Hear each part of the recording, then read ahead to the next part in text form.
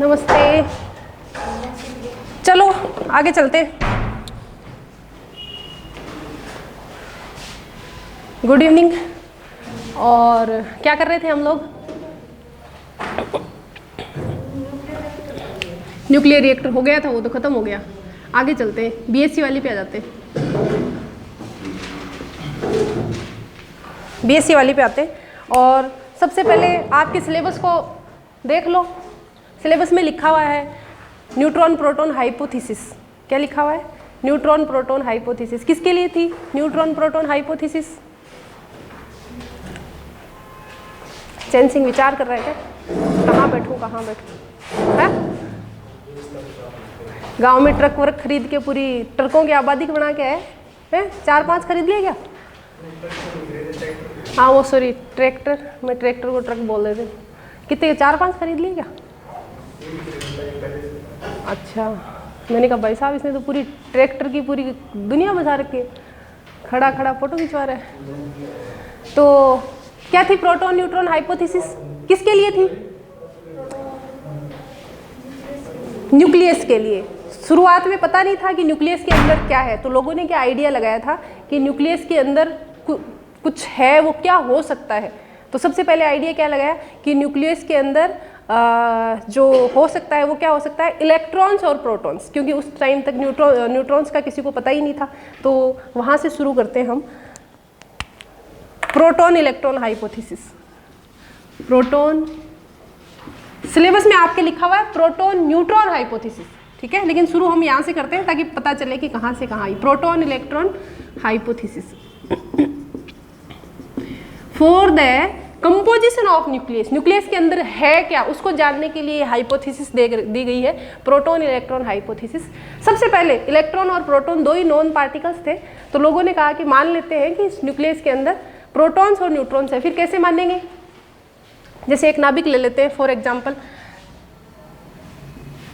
ये नाभिक ले लिया, तो सबसे पहले तो लोगों ने इसका मास बैलेंस कर लिया। मास बैलेंस करने के लिए क्या होना चाहिए? मास कितना होना चाहिए? 14।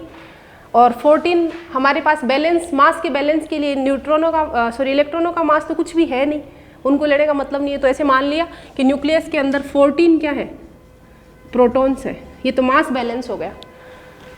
अब चार्ज बैलेंस करना है। चार्ज बैलेंस करना है। 14 प्रोटॉन अगर आपने न्यूक्लियस के अंदर मान लिए हैं तो 7 तो बाहर ऑर्बिटल्स में घूम रहे हैं। 7 प्रोटॉन 7 इलेक्ट्रॉन के साथ क्या हो गए? न्यूट्रलाइज हो गए। 7 प्रोटॉन का चार्ज अभी भी बचा हुआ है, लेकिन हमें पता है कि एटम कैसा होता है? न्यूट्रल होता है। तो 7 इलेक्ट्रॉन और बिठा देते हैं, 7 इलेक्ट्रॉन और न्यूक्लियस के अंदर फिट कर देते थे, तो ये चार्ज का भी बैलेंस हो गया। ये हाइपोथेसिस थी कि इस तरीके से सारे एटम्स को इलेक्ट्रॉन और प्रोटॉन इससे बना हुआ मान सकते हैं, उनके न्यूक्लियस को मान दिया। मान लेते हैं इस हाइपोथेसिस को। आई है अस्तित्व में तो फिर थोड़े दिन तो रहेगी। आई है, फिर लोग बाग स्टडी करेंगे, विरोध करेंगे। तो पहला विरोध क्या है? पहला पॉइंट कि किस वजह से ये रिजेक्ट हुई। तो first point, rejection regions.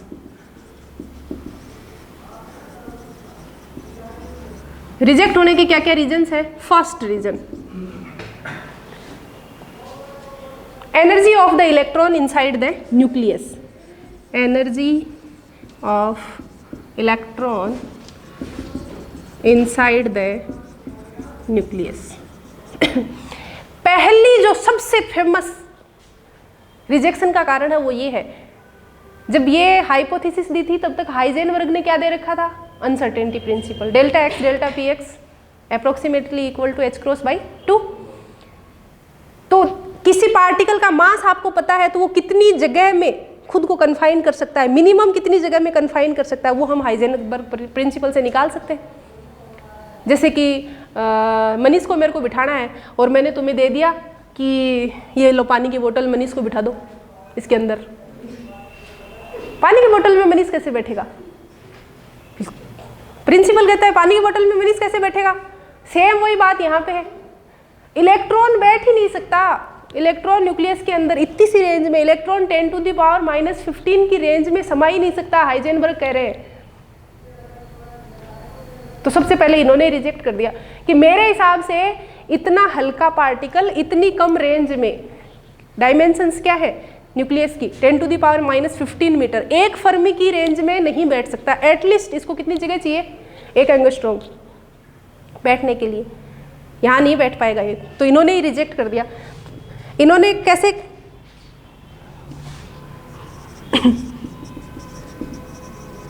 Bye Heisenberg uncertainty principle, electrons can not survive inside the nucleus, electrons can not survive inside the nucleus. आप लोगों ने कभी सुना होगा हर पार्टिकल से रिलेटेड एक डी ब्रोगली वेवलेंथ होती है, सुना है ना? तो इसकी भी एक डी ब्रोगली वेवलेंथ है या कॉम्पटन वेवलेंथ बोलते हैं। तो वो न्यूक्लियस इसके अंदर नहीं सर, अगर सपोज करो फिर हाइजेनबर्ग ने कहा मान लेते हैं कि इलेक्ट्रॉन न्यूक्लियस के अंदर सर्वाइव करता है, मान लिया, तो इलेक्ट्रॉन न्यूक्लियस के अंदर सर्वाइव करता है, तो जो इलेक्ट्रॉन न्यूक्लियस के अंदर सर्वाइव करेगा वो न्यूक्लियस से बाहर निकलेगा तो एटलीस्ट कितनी एनर्जी के साथ निकलेगा, 20 MeV के साथ निकलेगा। कितने के साथ निकलेगा, 20 MeV के साथ। लेकिन न्यूक्लियस से इलेक्ट्रॉन कब निकलते हैं, बीटा डीके होता है तब, जब बीटा डीके होता है रेडियो एक्टिविटी में, तब न्यूक्लियस से क्या निकलते हैं, इलेक्ट्रॉन्स बाहर निकलते हैं। और उन इलेक्ट्रॉन्स की एनर्जी एक्सपेरिमेंटली लोग बाग मेजर करते हैं तो कितनी निकलती है, 4 MeV।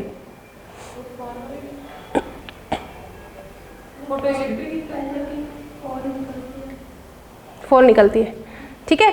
तो इतनी कम एनर्जी निकलती है, इसका मतलब ये एग्रीमेंट में नहीं है। इसका मतलब न्यूक्लियस के अंदर जो इलेक्ट्रॉन्स हैं वो सर्वाइव नहीं करते हैं। वो कहाँ से आ रहे हैं, तो फिर बीटा डीके में न्यूक्लियस से आ तो रहे हैं, तो वो न्यूक्लियस के अंदर पहले से थे नहीं, एट द इंस्टेंट उसी समय रेडियो एक्टिविटी के दौरान वो क्या हुए थे, प्रोड्यूस हुए थे। और चूंकि वो न्यूक्लियस में नहीं रह सकते इसलिए तुरंत ही क्या हो गया, बाहर निकल गए। तो हाइजेनबर्ग ने ये बताया कि electrons can not survive inside the nucleus due to the Heisenberg uncertainty principle. Energy का डेटा भी मैं यहाँ लिख देती हूँ।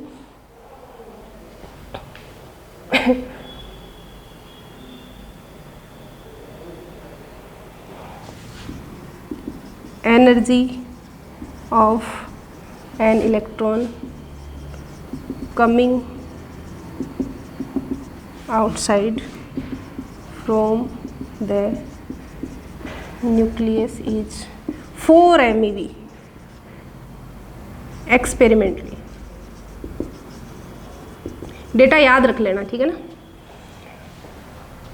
जो बाहर आते हैं उनकी कितनी होती है, 4 MeV होती है। और अगर ये सच में न्यूक्लियस के अंदर सर्वाइव कर रहे होते तब ये न्यूक्लियस से कभी किसी बाय चांस किसी वजह से बाहर निकलते तो इनकी एनर्जी कितनी होनी चाहिए थी, 20 MeV। एक्सपेरिमेंटली इतनी आनी चाहिए। और हाइजेनबर्ग क्या कहता है कि अगर ये सर्वाइव कर रहे थे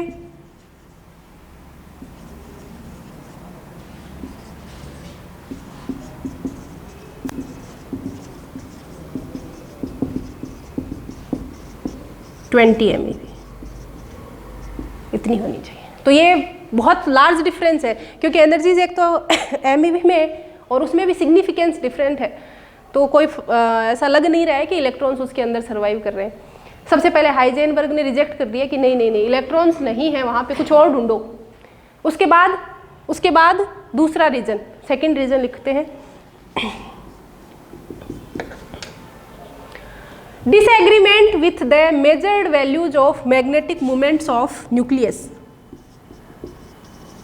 Disagreement with the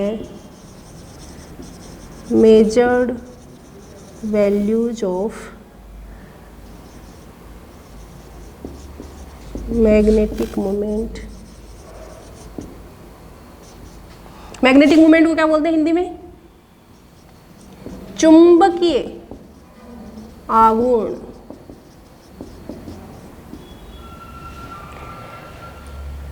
न्यूक्लियस है हमारे पास, न्यूक्लियस रखा हुआ है और हमारे पास मैग्नेटिक मोमेंट मेजर करने की मशीन भी है। हमने न्यूक्लियस का मैग्नेटिक मोमेंट मेजर कर लिया, कुछ ना कुछ तो निकल के आएगा। कुछ निकल के आया, सपोज करो कुछ भी निकल के आया, XYZ, X निकल के आया, मान लिया X निकल के आया। अब हमने क्या मान रखा था, उसके अंदर इलेक्ट्रॉन मान रखा था और मैग्नेटिक मोमेंट निकालने का फॉर्मूला हम जानते हैं, क्या होता है, mu J is equal to G J mu B होता है। उस म्यू बी में क्या होता है, E H cross upon 2m। अगर अंदर इलेक्ट्रॉन है तो m की जगह किसका मास आएगा, इलेक्ट्रॉन का मास आएगा। तो म्यू जे हम थ्योरेटिकली यहाँ से भी निकाल सकते हैं, थ्योरेटिकली हमने यहाँ से निकाला, थ्योरेटिकली जो निकाला और जो मशीन हमारे पास थी, मैग्नेट एक्सपेरिमेंट्स जो हमारे पास थे उनसे जो निकाला, उनमें कोई भी रिलेवेंस नहीं है, 2000 टाइम्स डिफरेंस है। इसका मतलब न्यूक्लियस के अंदर इलेक्ट्रॉन्स नहीं है, क्या है, ऐसा कोई पार्टिकल है जिसका खुद का मास कैसा है, प्रोटॉन के जैसा ही है। तो ये भी डिसएग्रीमेंट है, तो इसके भी नीचे ये वैल्यूज लिख देते हैं।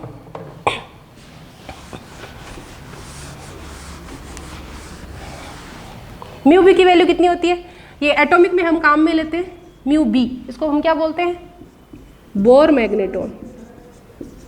एटॉमिक फिजिक्स पढ़ते हैं तो न्यूक्लियस की कोई बात नहीं करते, तो म्यू बी काम में आता है। म्यू की वैल्यू क्या होती है, E H cross upon 2m।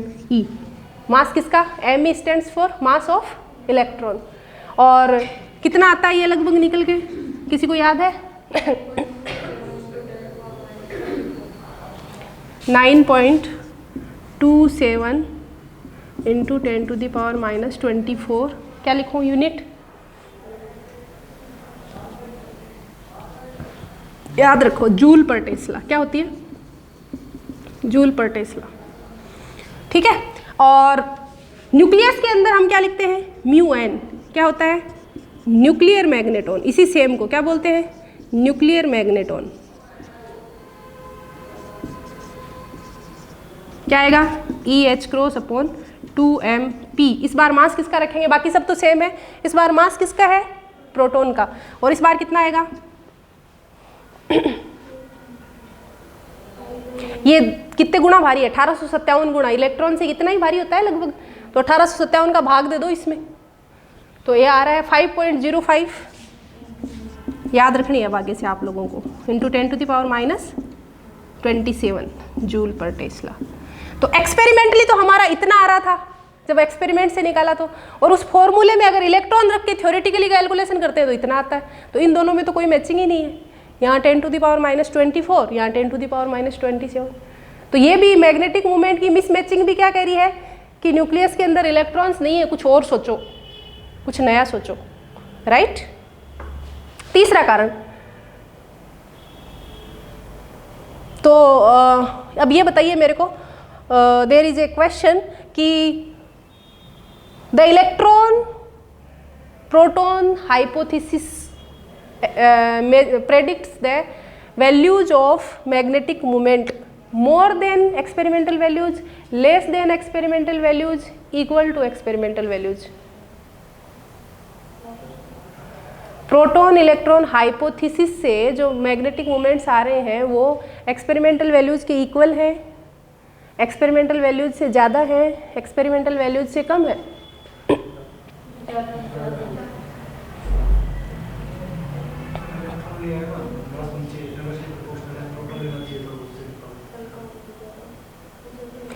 फिर से क्वेश्चन सुनते हैं।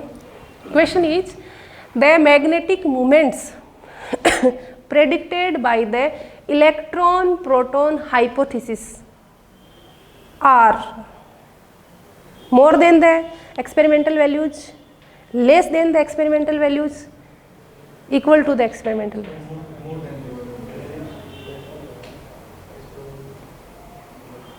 इसमें क्या कंफ्यूजन है, सामने ही लिखा पड़ा है।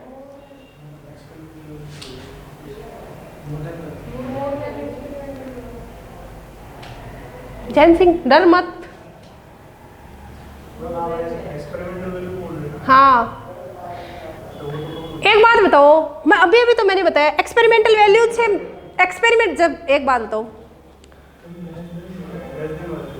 लेस देन आएगा, अभी तो बताया है। और फिर मैं कह रही हूँ कि एक्सपेरिमेंट को थोड़ी पता है कि इस न्यूक्लियस के अंदर इलेक्ट्रॉन बैठा है कि प्रोटॉन बैठा है, एक्सपेरिमेंट को तो ये है पता है कि आपके सामने जो चीज़ रखी है उसका मैग्नेटिक मोमेंट देना है, और वो उसका मैग्नेटिक मोमेंट एग्जैक्टली वही देगा जो उसका मैग्नेटिक मोमेंट होगा। तो एक्सपेरिमेंटल वैल्यूज कितनी आती हैं, क्योंकि इसके अंदर न्यूट्रॉन है और न्यूट्रॉन का मास प्रोटॉन के बराबर है, तो उसका एक्सपेरिमेंटल कितना आता है, इतना आता है। और हमने जो हाइपोथेसिस ली है उसमें हमने क्या ले लिया, प्रोटॉन की जगह या न्यूट्रॉन की जगह इलेक्ट्रॉन ले लिए। हमारी हाइपोथेसिस से जब हम कैलकुलेट करते हैं तो हम म्यू की वैल्यू क्या ले लेते हैं, ये ले लेते हैं इस हाइपोथेसिस में। तो हमारे मैग्नेटिक मोमेंट्स थ्योरेटिकली कितने आते हैं, इतने आते हैं। तो इस थ्योरी से जब हम प्रेडिक्ट कर रहे हैं तब कैसे आ रहे हैं एक्सपेरिमेंटल की तुलना में?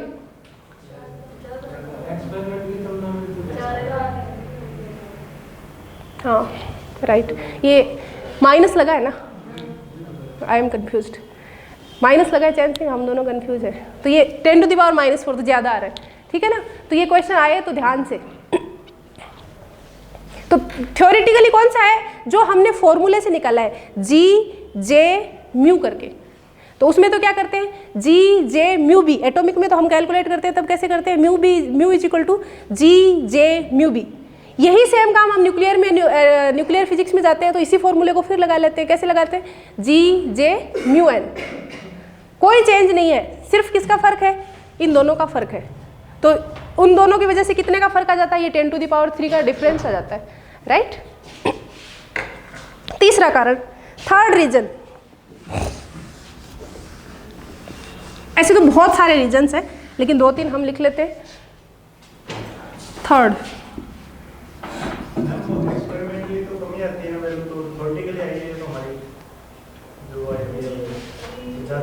एक्सपेरिमेंटली तो इतनी आएगी जितनी ये यहाँ पे लिखी हुई है, क्योंकि उसके अंदर वास्तव में तो न्यूट्रॉन ही पाए जाते हैं ना, बाद में पता भी चल गया ना। मैं पूछ रही थी कि प्रेडिक्टेड वैल्यूज जो है वो एक्सपेरिमेंटल से ज़्यादा आएंगी, प्रेडिक्टेड वैल्यूज एक्सपेरिमेंटल से कम आएंगी, प्रेडिक्टेड वैल्यूज पूछ रही थी। हाँ, प्रेडिक्टेड वैल्यूज, एक्सपेरिमेंटल पूछो तो फिर उल्टा हो जाएगा, फिर कंपैरिजन किसका कर रहे हो, ठीक है ना। फेलियर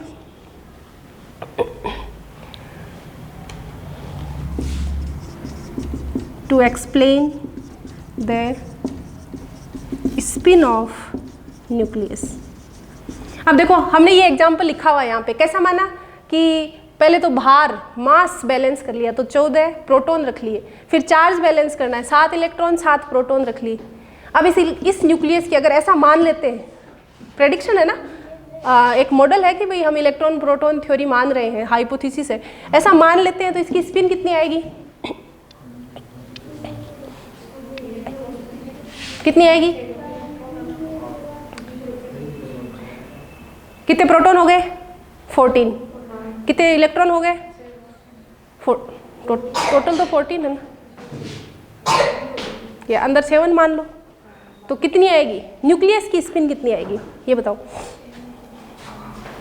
न्यूक्लियस की स्पिन पूछ रही हूँ।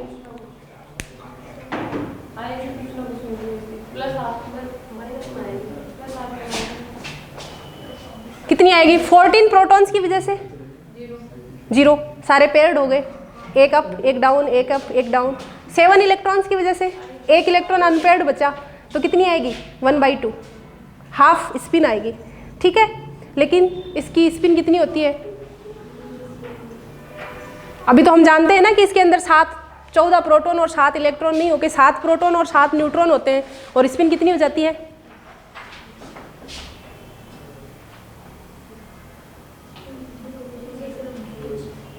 जीरो भी नहीं माने तो हाफ नहीं आएगी।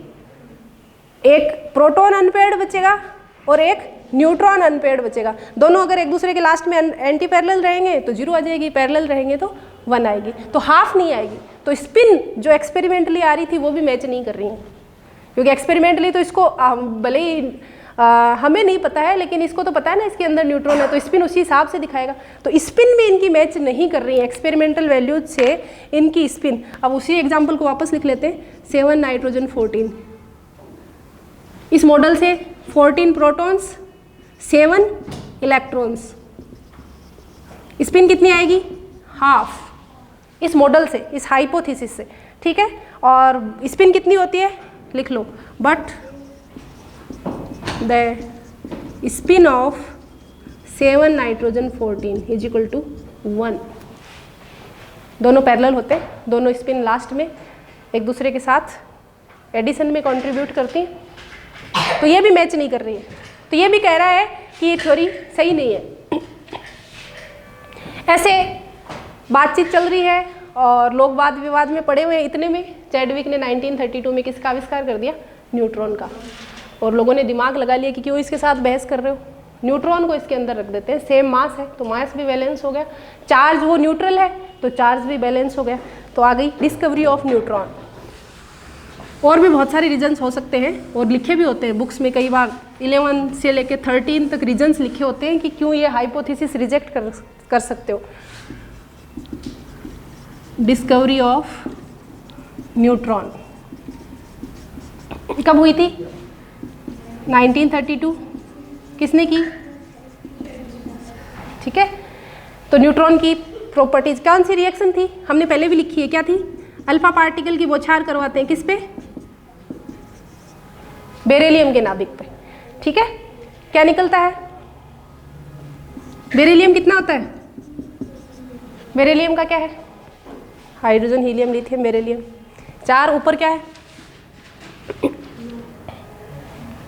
और ये कितना है? 2He4। हो गया बैलेंस? 9 4 13 12 एक 13 और नीचे 6 4 + 2 6 हो गया। इस रिएक्शन से किसकी खोज हो गई? न्यूट्रॉन की। तो न्यूट्रॉन की प्रॉपर्टीज देख लेते हैं, एक साथ लिख लेते हैं।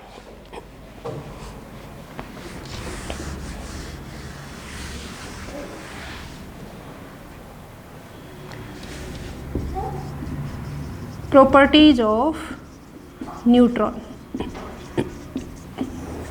कुछ तो प्रॉपर्टीज आपको पता ही है, देखने से ही पता चलता है। पहली बताओ सबसे पहले है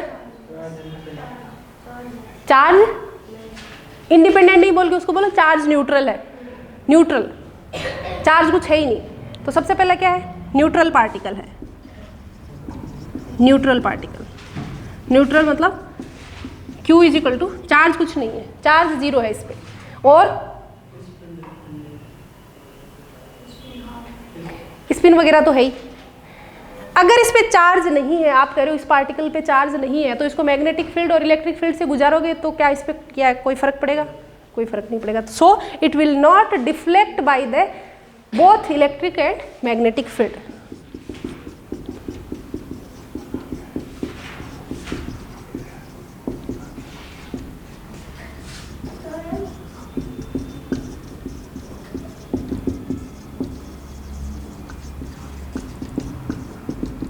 डायग्राम भी बनाया था हमने। रेडियो एक्टिविटी हो रही है, एक बार इलेक्ट्रॉन निकल रहा है वो किधर जाएगा, एक बार अल्फा निकल रहा है वो किधर जाएगा, और एक बार गामा निकल रहा है तो गामा सीधा जा रहा था, वैसे ही न्यूट्रॉन भी कैसा जाएगा? सीधा जाएगा, नहीं इधर जाएगा नहीं इधर जाएगा, राइट।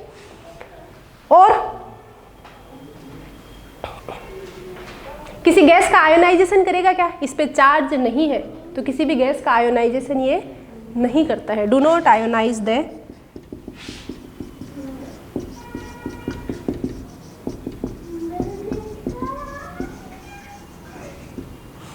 जिस गैस में से सपोज करो निकलते ही जिस गैस में से आप गुजारोगे उसको आयोनाइज, उसका आयनन नहीं करेगा, उसका आयनन नहीं करेगा।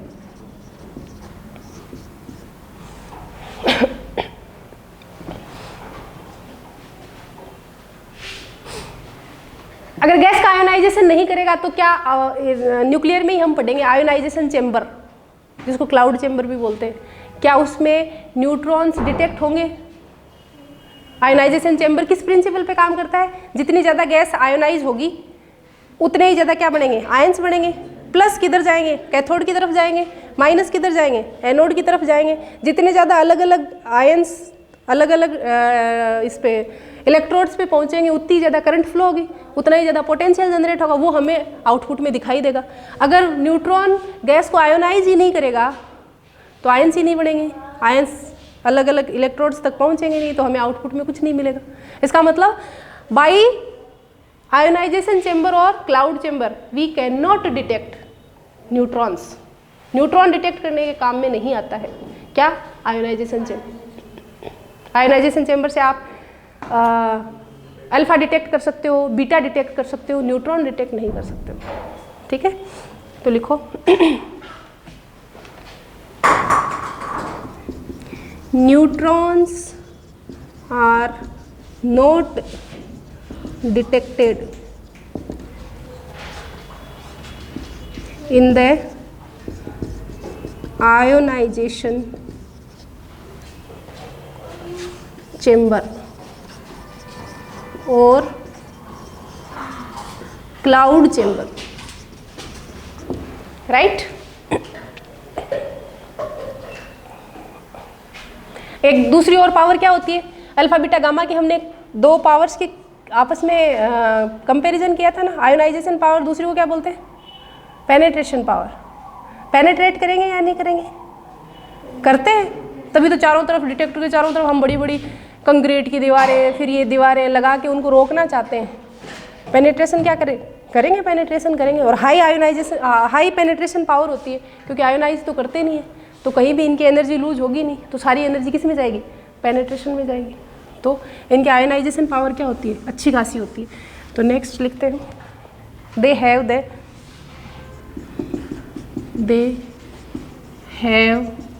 द हाई पेनेट्रेशन, क्या बोलते हैं पेनेट्रेशन को हिंदी में, भेदन क्षमता।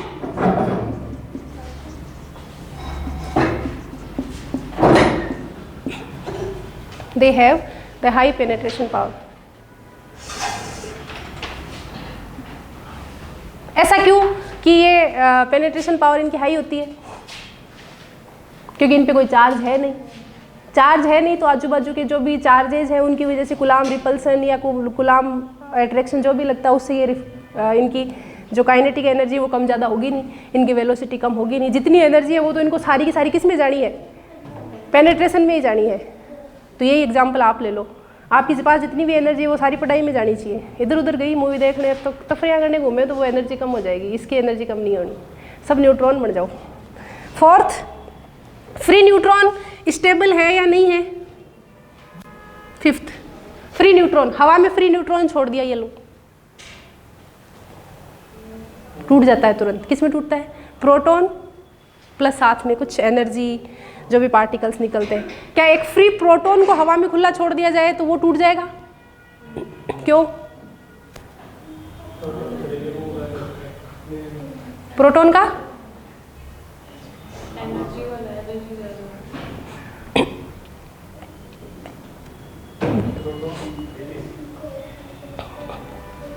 भाई न्यूट्रॉन को हवा में खुला छोड़ा और आप कह रहे हो कि न्यूट्रॉन टूट जाएगा, proton plus some other particles में, न्यूट्रॉन, तो प्रोटॉन क्यों नहीं टूट सकता, प्रोटॉन को भी टूट जाने दो, उसमें क्या प्रॉब्लम है। हाँ, सिर्फ न्यूक्लियस के अंदर ही वो टूट सकता है, न्यूट्रॉन में टूटता है, बाहर क्यों नहीं न्यूट्रॉन में टूट जाता। कैसे लगाएंगे energy conservation,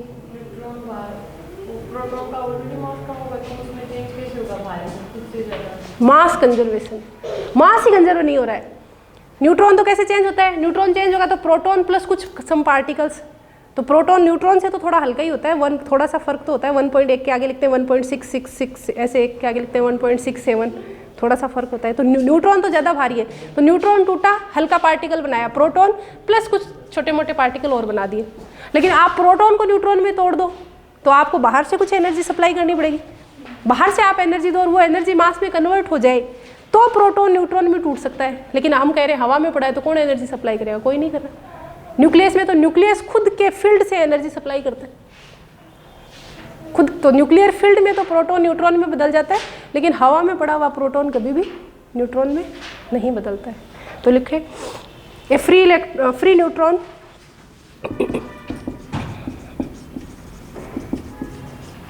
is unstable. Unstable है तो टूटेगा, हवा में खुला छोड़ा टूटेगा, किसमें किसमें, न्यूट्रॉन प्रोटॉन, मास तो बैलेंस हो गया, चार्ज बैलेंस करो तो साथ में क्या लिखे, इलेक्ट्रॉन। अब इलेक्ट्रॉन आ गए तो इलेक्ट्रॉन को तो एक समस्या है, अपनी इलेक्ट्रॉन फैमिली का नंबर कंजर्व करना, क्या लिखे, एंटी न्यूट्रिनो। तो सोचने की जरूरत ही नहीं है, ये तो हमें पता ही है न्यूट्रॉन प्रोटॉन में बदलता, आगे वाले अपने आप आ जाते हैं, हमें कंजर्वेशन लॉज पता ही है। चार्ज कंजर्वेशन के लिए इलेक्ट्रॉन लगाना पड़ा, जैसे इलेक्ट्रॉन लगाया एंटी न्यूट्रिनो अपने आप आ गया। और इस रिएक्शन का मीन लाइफ टाइम लिख लो, मीन लाइफ टाइम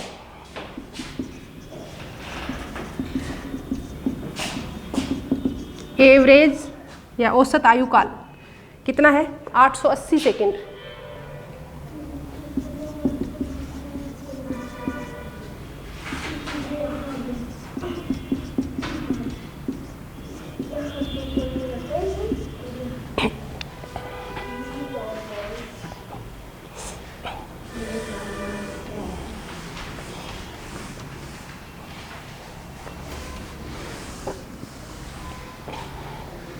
न्यूट्रॉन का मैग्नेटिक मोमेंट होता है क्या? होता है? होता है। न्यूट्रॉन का मैग्नेटिक मोमेंट किसकी वजह से आता है? मैग्नेटिक मोमेंट के जनरेट होने का कारण क्या है? चार्जेज किसी एक एक्सिस के चारों तरफ मोशन करते हैं, या तो ऑर्बिटल मोशन या फिर अपनी खुद की एक्सिस पे स्पिन मोशन, उससे मैग्नेटिक मोमेंट जनरेट होता है। आप कह रहे हो कि ये न्यूट्रल पार्टिकल है, फिर इसका मैग्नेटिक मोमेंट कहाँ से आ गया? फिर क्या होगा क्वार्क से? इसकी सब स्ट्रक्चर्स है, और सब स्ट्रक्चर्स में इसकी जो सब स्ट्रक्चर है वो उसमें चार्ज जो है स्फेरिकली सिमेट्रिक नहीं रखा हुआ है। इसकी सब स्ट्रक्चर में ऐसा नहीं है कि जो टोटल चार्ज है वो स्फेरिकली सिमेट्रिक डिस्ट्रीब्यूशन है।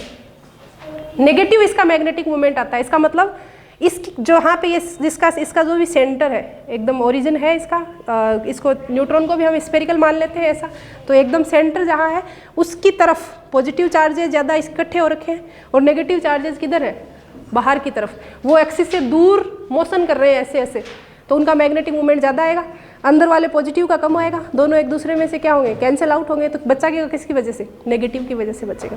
तो ऐसा कुछ मानते हैं। तो इसका कितना आता है? इसका मतलब न्यूट्रॉन जो है वो पूरी तरीके से स्फेरिकली सिमेट्रिक चार्ज डिस्ट्रीब्यूशन अपने अंदर नहीं रखता है। टोटल चार्ज तो जीरो है, लेकिन उस चार्ज का जो इसकी खुद की ऑन एक्सिस के चारों तरफ जो डिस्ट्रीब्यूशन है वो सिमेट्रिक नहीं है, राइट। तो इसका लिखेंगे न्यूट्रॉन पजेस ए न्यूट्रॉन पजेस ए, वैल्यू याद रखनी आगे से, मैग्नेटिक मोमेंट कितना रखता है? माइनस में कितना है? 1.913। आगे से हमें याद रखनी चाहिए 913।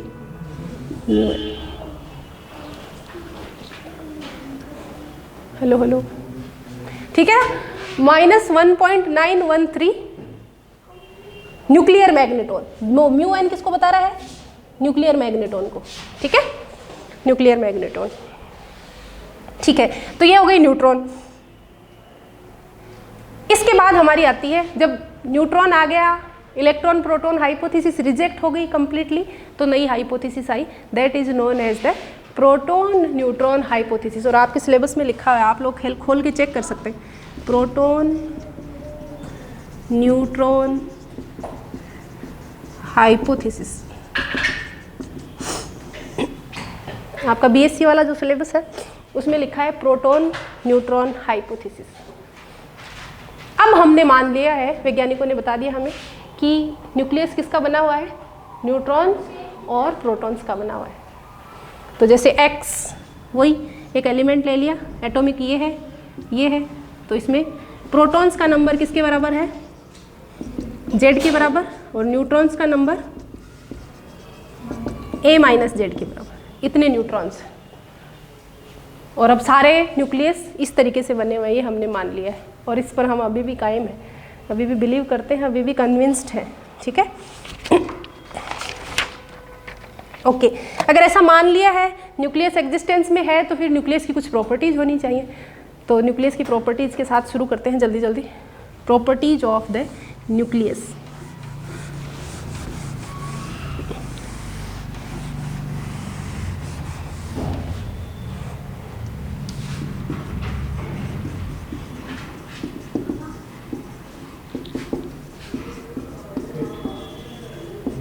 नाभिक के गुण।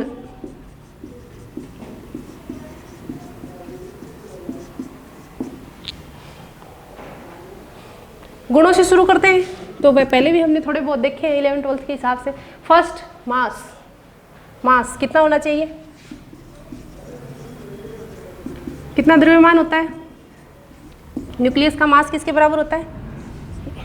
एटॉमिक वेट के बराबर। एटॉमिक, और एटॉमिक वेट क्या है?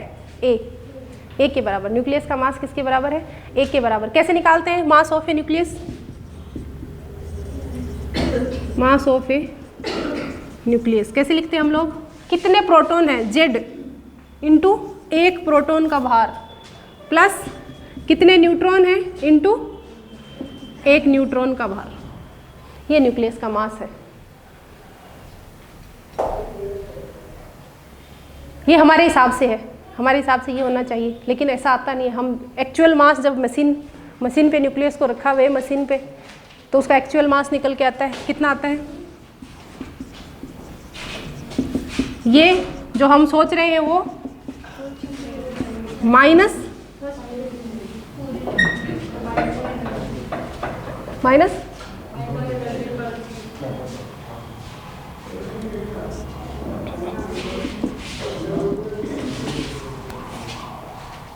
इस न्यूक्लियस को बांधने के लिए जो ऊर्जा काम आई उसमें c² का भाग देके जो ये एक्चुअल मास मशीन पे वे करेंगे तो ये निकल के आएगा। हम तो कैलकुलेशन के लिए उसी से काम चला लेते हैं। और ये मास हम किस में काम में लेते हैं? ऐसे तो अभी तक हम जो चिर परिचित यूनिट है वो किलोग्राम है। किलोग्राम में देखते हैं तो हमेशा ही कैसे आते हैं 1.6 × 10⁻27, 9.1 × 10⁻31। तो थोड़ा इजी करने के लिए कि बार बार में ये -10⁻27 -31 ये नहीं लिखना पड़े, तो किस में लिख लेते हैं? AMU में। 1 AMU किसके बराबर होता है? 1 AMU किसके बराबर होता है?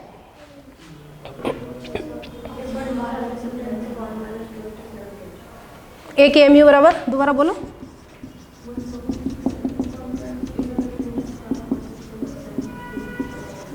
ये 1 AMU है। कहाँ से डिफाइन किया? कार्बन 12 से। कैसे डिफाइन कर लिया? 1 AMU = क्या लिखो?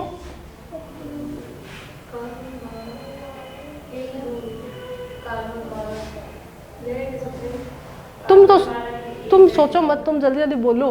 कार्बन 12 के एक एटम का 12वां भाग divided by 1 mass of A carbon 12 atom divided by 12। Carbon 12 का एक एटम लो, उसका मास लो और उसमें 12 का भाग दो। कितना होता है कार्बन 12 के एक एटम का भार?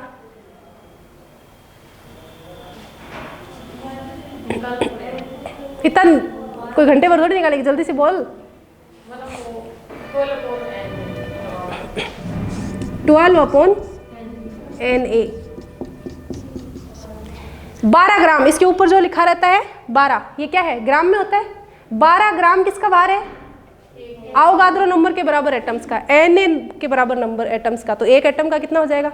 12 ग्राम डिवाइडेड बाई Na। तो ये आ गया एक एटम का भार। तो 1/Na ही क्या है? 1 AMU है। कितनी आती है? इतनी आती है 1.67 × 10⁻27 kg। लगभग एक न्यूट्रॉन का भार या लगभग एक प्रोटॉन का भार। एक प्रोटॉन का भार लगभग 1 AMU ही है, लगभग। ठीक है, आगे चलते हैं। एनर्जी में लिखें तो आजकल लोग बाग इसको U लिख देते हैं, 1 यूनिट। और एनर्जी में लिखोगे तो कैसे लिखोगे? 931.5 MeV। इसके इक्विवेलेंट इतनी एनर्जी होगी। तो इक्विवेलेंट एनर्जी होगी तो यूनिट मैच कराने के लिए नीचे से c² का भाग दे देते हैं, राइट? निकाल लो भले आप करना चाहो तो mc² आ जाएगी। ओके, आगे चलते हैं। Next property, radius, size. Size कितनी होती है?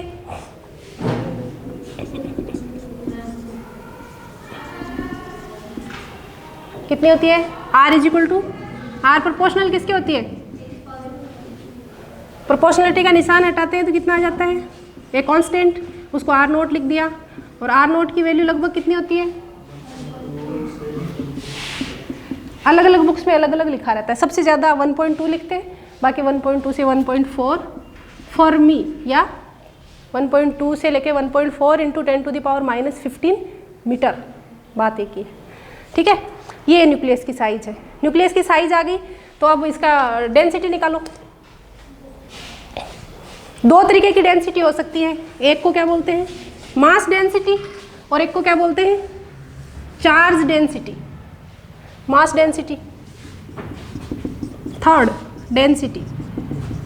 तो पहले बात कर लेते हैं मास डेंसिटी की। क्या होती है? Mass upon volume. कितनी आएगी? मास 1 के बराबर, वॉल्यूम स्फेरिकल शेप का मान लेते हैं न्यूक्लियस को, तो 4/3 पाई आर क्यूब, और आर की वैल्यू ये रही R0,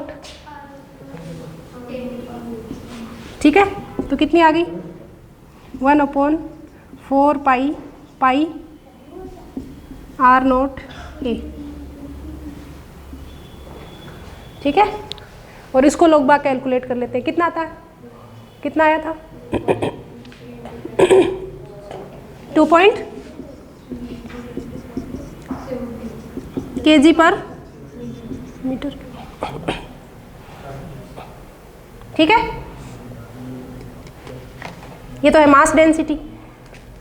चार्ज डेंसिटी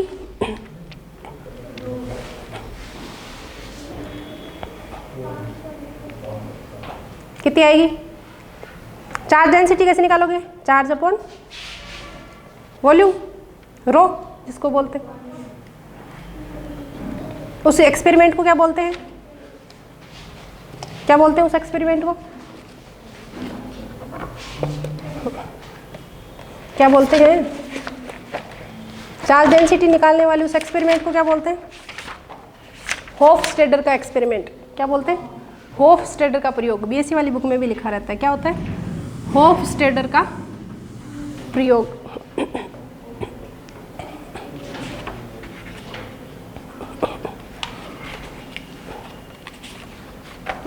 मैंने कहीं आपके लिए कुछ डेटा लिखा था, ये ठीक है। बी न्यूक्लियर, ये तो न्यूक्लियर मास डेंसिटी, आप इसके आगे न्यूक्लियर भी लगा सकते हो, nuclear charge density, charge upon volume, ठीक है। कैसे, कौन सा एक्सपेरिमेंट है ये, होफस्टेडर एक्सपेरिमेंट। कैसा बनाते हैं ग्राफ, चार्ज का वेरिएशन, चार्ज डेंसिटी का वेरिएशन किसके साथ, न्यूक्लियस की सेंटर से दूरी के साथ। न्यूक्लियस के सेंटर से बाहर जाएंगे तो चार्ज कैसे कैसे चेंज होगा, कैसे चेंज होता है, कैसा ग्राफ देखा होफस्टेडर ने,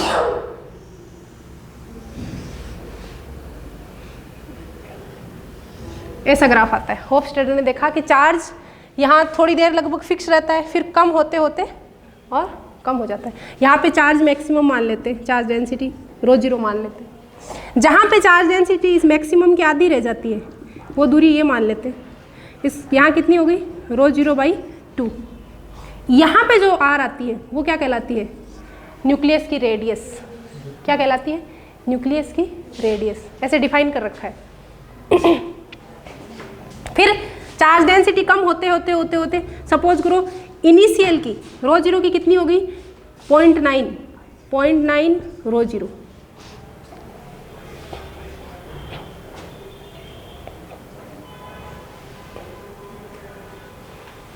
ठीक है। और कम हो रही है 0.90 से, और थोड़ा, जो मैंने कुछ ज़्यादा ही आगे बना दिया, थोड़ा सा इधर भी बना सकते हो। 0.90 से कम होके और फिर हो गई 0.10, सपोज करो यहाँ पे कहीं कितनी हो गई 0.1 ρ0, कम हो रही है लगातार। इसको क्या बोलते हैं, ये थोड़ी मैंने इसको इधर नहीं बना के थोड़ा इधर बनाओ आप लोग, कितना बनाओ,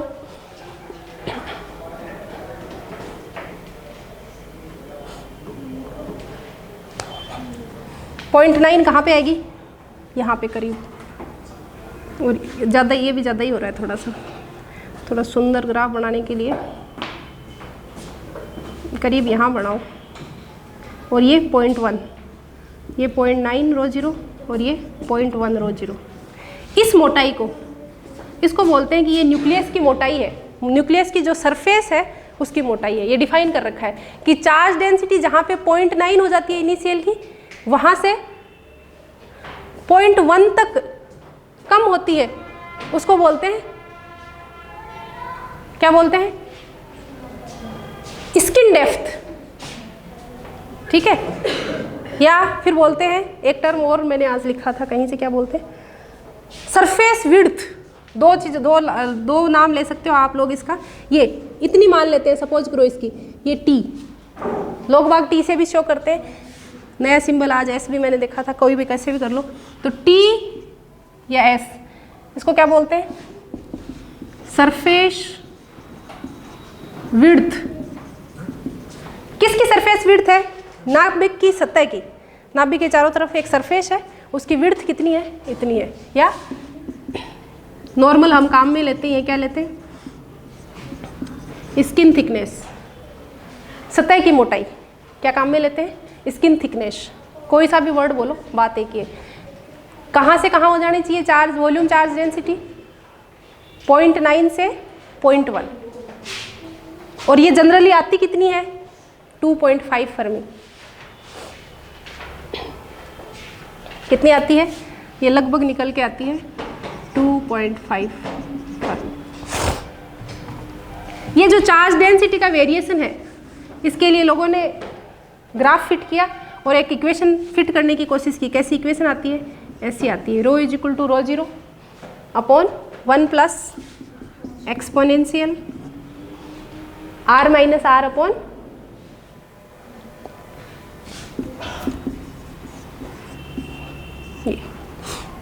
ये एक फॉर्मूला कैसा लग रहा है? ऐसा फॉर्मूला देखते हो क्या? किसके जैसा लग रहा है? देखो, what is there? Oh, we have dry fruits.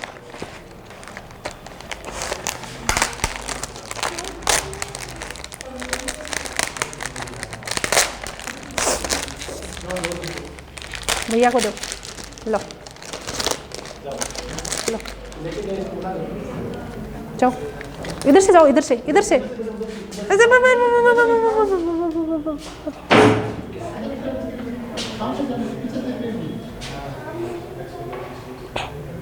ये फॉर्मूला कैसा लग रहा है? फर्मी डिराक डिस्ट्रीब्यूशन जैसा। एक होता है बोस-आइंस्टीन, एक फर्मी डिराक और एक मैक्सवेल। मैक्सवेल में तो क्या आता है? नीचे सिर्फ एक्सपोनेंशियल आता है, और बोस-आइंस्टीन में माइनस, इसमें प्लस। ठीक है, तो ये कैसा लिख रहा है? फर्मी मॉडल, इसको बोलते हैं फर्मी मॉडल डिस्ट्रीब्यूशन। तो ये फिट करने के बाद पता चला कि न्यूक्लियस का चार्ज डिस्ट्रीब्यूशन कैसा है? फर्मी मॉडल जैसा है। Fermi model distribution. भाग गया एक दीदी को खिला के, किसी को नहीं पूछा? हाँ? वो तो बाहर ही नहीं निकल रहा है। तुम लोग आपस में बांटो। वो छुप गया वहां जाके, ले पकड़, वो छुप गया।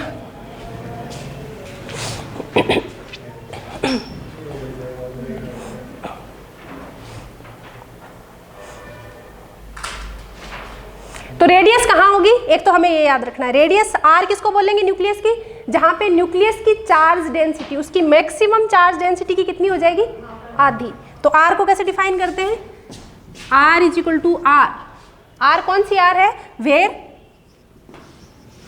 रो, R = ρ0/2। उधर से पीछे से ले लो, पीछे से भैया से ले लो। ये क्या है?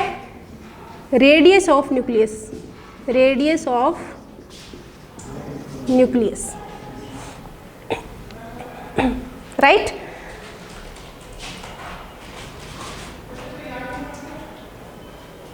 तो ये है चार्ज डेंसिटी। ये चार्ज डेंसिटी का फॉर्मूला है, ये याद रखना है आप लोगों को। इसमें ए क्या है? ये तो आर कौन सी आर है? इसके साथ हम प्लॉट कर रहे हैं न्यूक्लियस के सेंटर से डिस्टेंस, जिसके साथ हम ग्राफ को प्लॉट कर रहे हैं, रो को जिसके साथ प्लॉट कर रहे हैं। तो ये रो किसका फंक्शन है? खुद आर का फंक्शन है। आर के साथ धीरे धीरे चेंज हो रहा है। और कैपिटल आर क्या है? वही जहाँ पे चार्ज डेंसिटी ρ0 की क्या हो जाती है? आधी। ये एक कांस्टेंट है। ए क्या है? ए एक कांस्टेंट है, और कांस्टेंट हमें दिया जाएगा। अगर कैलकुलेशन करवाएंगे तो कांस्टेंट हमें दिया जाएगा।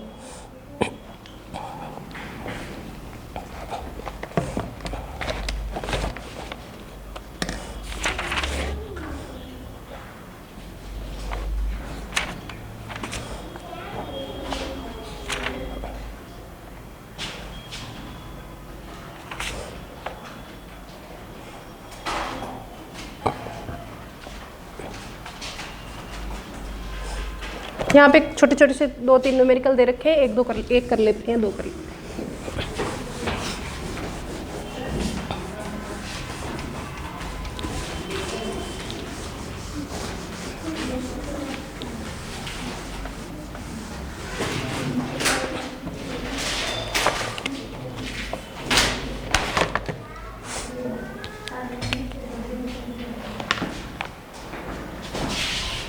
क्वेश्चन है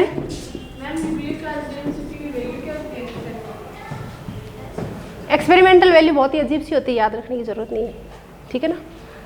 ड्यूट्रॉन की हम पढ़ते हैं, बाकी तो हम देखते नहीं, लेकिन जब ड्यूट्रॉन एमएससी में ड्यूट्रॉन पढ़ते हैं तो उसकी चार्ज डेंसिटी की वैल्यू हम याद रखते हैं,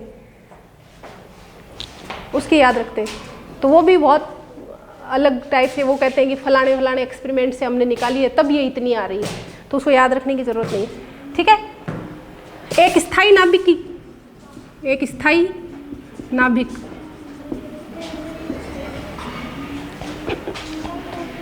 OS 189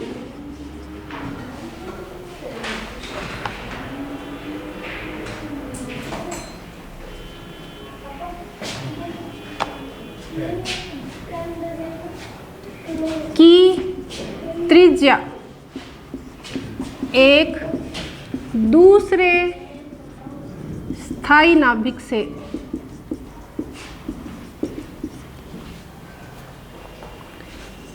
3 गुना कम है।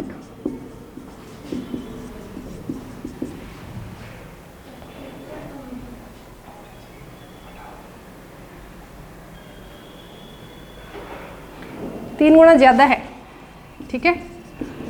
नाभिक बताओ, दूसरा नाभिक बताओ।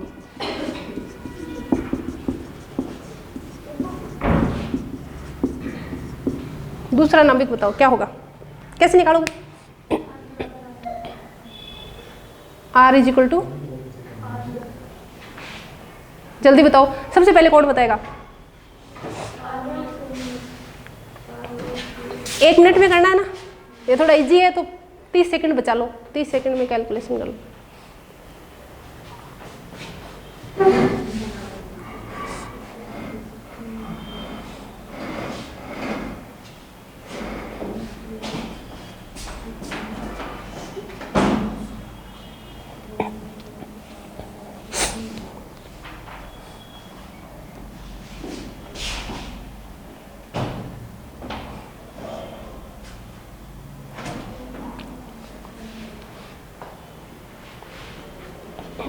ए कितना आया वो बता दो तुम तो। एटॉमिक वेट कितना आया दूसरे वाले नाभिक का?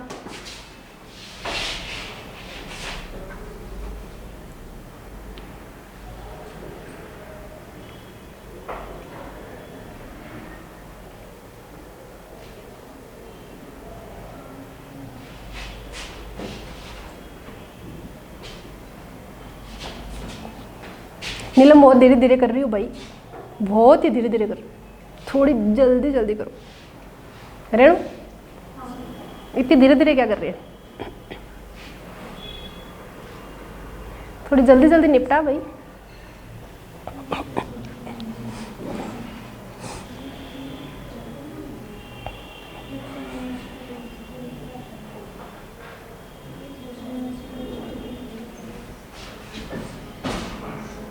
आपका क्या नाम है?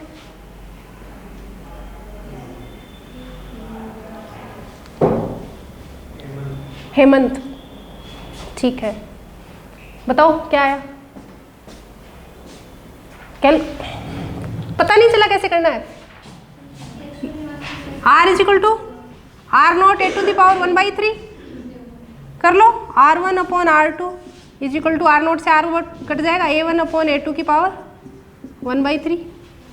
इसका पहले के सब कुछ दे रखे हैं आपको, 189 R1 दे रखी है, R1/R2 का रेशियो दे रखा है, रेशियो रखो, A2 निकालो।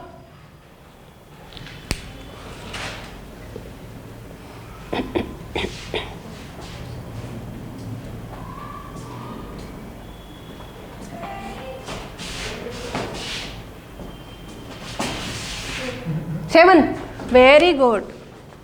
A2 कितना आया? 7। क्या होना चाहिए? 7 किसका होता है? 1H1 2He4 3Li7, तो क्या हो गया? लिथियम। करेक्ट। नाभिक पहचानना था, दूसरा नाभिक क्या है ये बताना था, पता चल गया? एक और क्वेश्चन कर लो।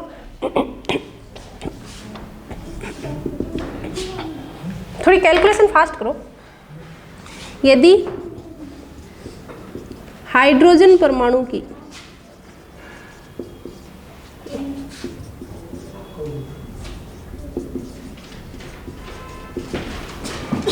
त्रिज्या, हाइड्रोजन की त्रिज्या दे रखी है हमें, कितनी दे रखी है? 0.5 एंगस्ट्रॉम, 0.5 एंगस्ट्रॉम।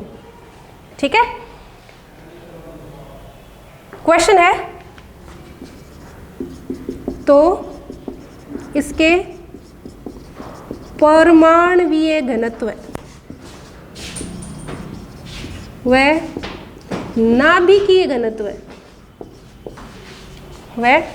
नाभिकीय घनत्व का अनुपात बताइए। क्या निकालना है? रेशियो निकालना है। किसका? परमाणुीय घनत्व, एटॉमिक डेंसिटी और न्यूक्लियर डेंसिटी। बताओ। एटॉमिक डेंसिटी और न्यूक्लियर डेंसिटी का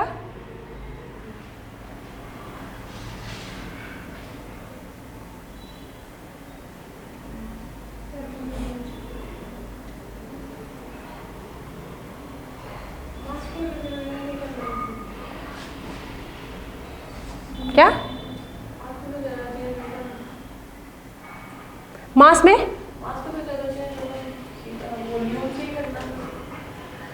हाँ, तभी तो कर पाओगे। मास ऐड भी कर लो तो इलेक्ट्रॉन का ऐड कर लो, कोई बहुत परिवर्तन तो आएगा नहीं। न्यूक्लियस में न्यूट्रॉन और प्रोटॉन, इसमें तो हाइड्रोजन है तो प्रोटॉन, और बाहर एक इलेक्ट्रॉन, तो एटम का मास देखोगे तो एक प्रोटॉन का मास प्लस एक इलेक्ट्रॉन का मास, और वहाँ अकेले प्रोटॉन का ऐड करोगे तो भी कोई खास फर्क नहीं पड़ेगा।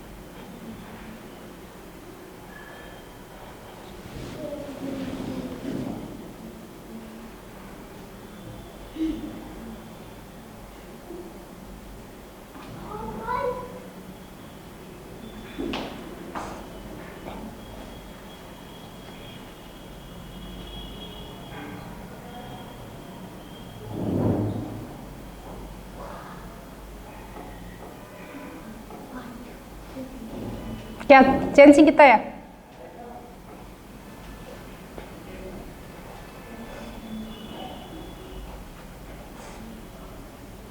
मनीष?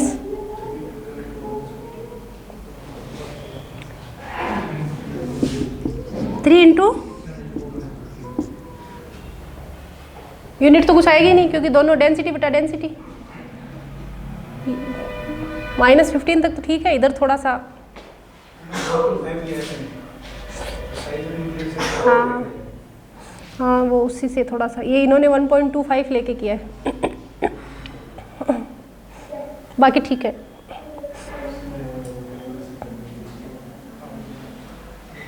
कैसे हो जाएगा? एटॉमिक डेंसिटी कितनी होगी? एटम का मास, तो इलेक्ट्रॉन का मास नहीं भी ऐड करेंगे तो भी चलेगा, तो प्रोटॉन का मास डिवाइडेड बाई एटम की वॉल्यूम। एटम का वॉल्यूम कितना होगा? πr³ मान लेते हैं। नीचे न्यूक्लियस का मास उतना ही, वापस प्रोटॉन के मास के बराबर, और 4/3 पाई R³ मान लेते हैं। सब कुछ कट गया, R³ अपॉन R³।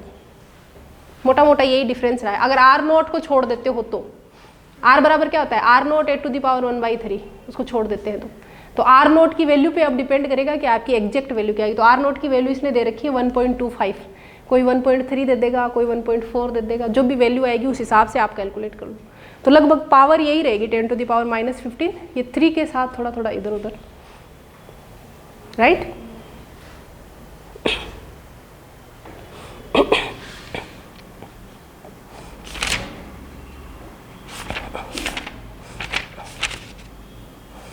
चलिए आगे चलते हैं। नेक्स्ट न्यूक्लियर प्रॉपर्टी हो गया, किसी का नहीं हुआ? नीलम क्या हो नहीं रहा है क्या? कैलकुलेशन घर पे कर लेना, कोई बात नहीं, बाकी तो समझ आ गया ना। कैलकुलेशन तो फोन से कर लो जल्दी से, भाग नहीं देना पड़ेगा, टाइम बच जाएगा थोड़ा सा।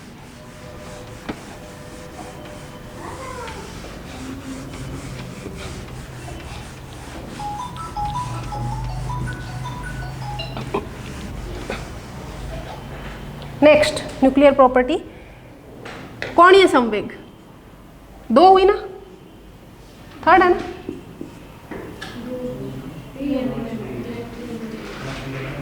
तीन हो गई।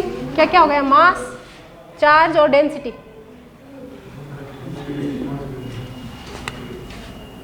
कोणीय संवेग क्या बोलते हैं इंग्लिश में?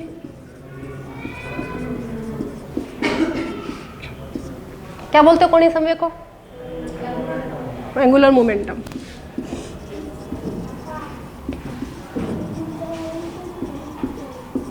कोणीय संवेग। अब देखो न्यूक्लियस है हमारे पास, ये रहा न्यूक्लियस। क्या क्या है? आइदर न्यूट्रॉन्स और प्रोटॉन्स, दोनों को एक साथ मिला के हम क्या बोलते हैं? न्यूक्लियॉन्स। क्या बोलते हैं? न्यूक्लियॉन्स। न्यूक्लियॉन्स है। कोणीय संवेग किस वजह से होता है? सपोज करो न्यूक्लियस तो है ही नहीं, कोणीय संवेग तो पहले से ही जानते हैं, मैकेनिक्स तो पढ़ते आए।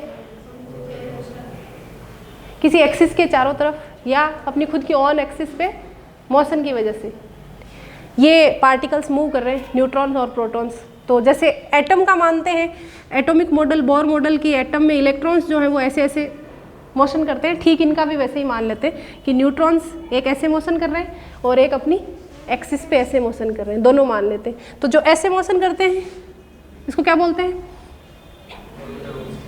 Orbital motion. क्या बोलते हैं? ऑर्बिटल मोशन, कक्षीय गति। और जो ऐसे मोशन करते हैं उसको क्या बोलते हैं? स्पिन मोशन, चक्रण गति। तो एंगुलर मोमेंटम, किसी भी एलिमेंट का टोटल एंगुलर मोमेंटम देखेंगे तो दोनों का एडिशन आएगा।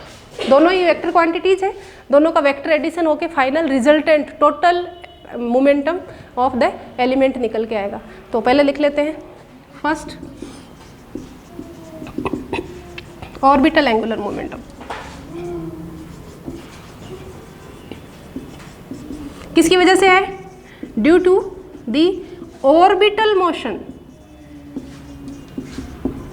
Of nucleons. न्यूक्लियॉन्स की ऑर्बिटल मोशन की वजह से। ऑर्बिटल मोशन कौन सी है? यूं यूं घूमने वाली, ठीक है ना? एक सेंटर के चारों तरफ गोल गोल चक्कर लगाना, ये क्या है? ऑर्बिटल मोशन है। ऑर्बिटल एंगुलर मोमेंटम किसे लिखते हैं? सिंबल क्या काम में लेते हैं? एल। क्या काम में लेते हैं? Capital L. किसके बराबर आता है?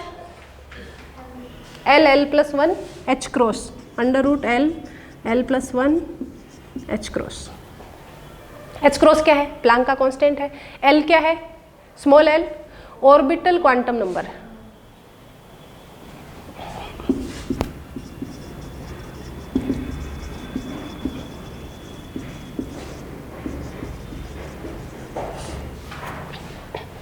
ठीक है। दूसरा सेकंड स्पिन एंगुलर मोमेंटम।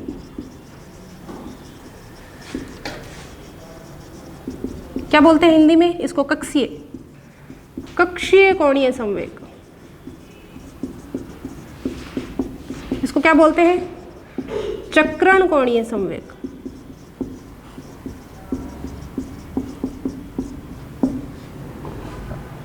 किसकी वजह से?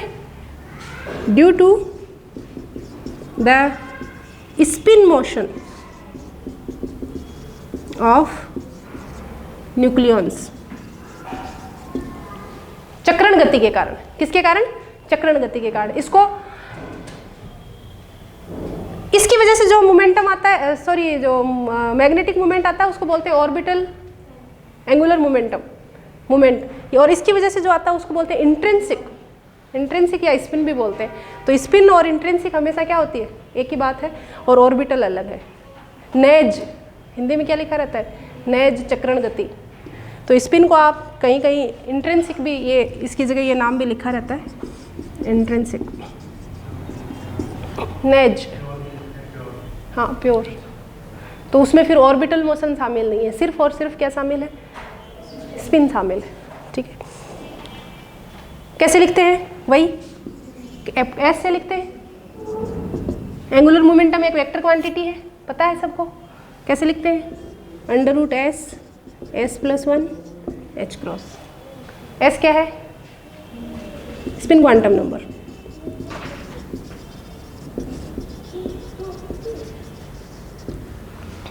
दोनों वेक्टर हैं, दोनों वेक्टर आपस में इंटरेक्शन करके रिजल्टेंट कुछ देंगे, और वो क्या कहलाता है? कोणीय संवेग। वो क्या कहलाता है? कोणीय संवेग, या टोटल मोमेंटम बोलते हैं। Total angular momentum is equal to orbital angular momentum plus spin angular momentum.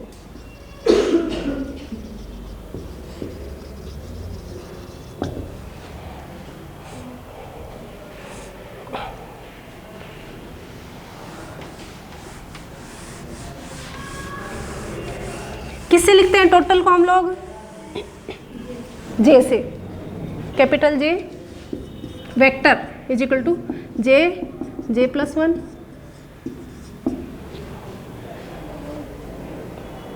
Small J क्या कहलाता है? Angular quantum number. h cross वही प्लैंक का कांस्टेंट है, और j को ऐसे लिखना चाहिए तो दोनों का वेक्टर एडिशन l + s।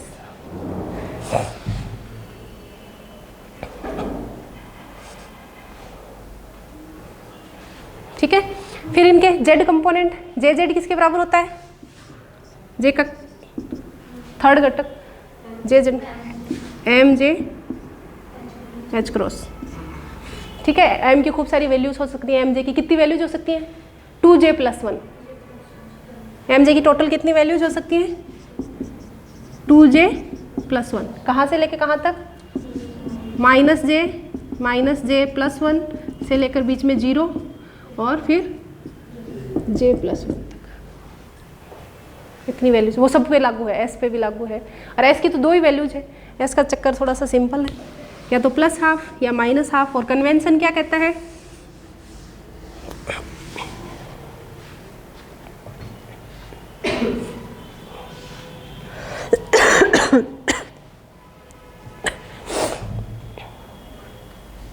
चलिए ठीक है, एस की बातें हम और बाद में भी कर सकते हैं। उसके बाद आता है, इसमें देखो अब दो तरीके के युग्मन आते हैं। कपलिंग, इसमें हम लोग यहाँ पे कपलिंग की बातें करते हैं। कपलिंग हिंदी में बोलते हैं युग्मन। दो तरीके की कपलिंग आप लोग भी पढ़ते हो, जे कपलिंग और एलएस कपलिंग। एटॉमिक में पढ़ते हैं। जे कपलिंग और एलएस कपलिंग अलग अलग टाइप के एलिमेंट्स में होती है। एलएस किस में होती है? किस में डोमिनेट करती है एलएस? लाइट में। लाइट में कौन सी कपलिंग डोमिनेट करती है? LS coupling.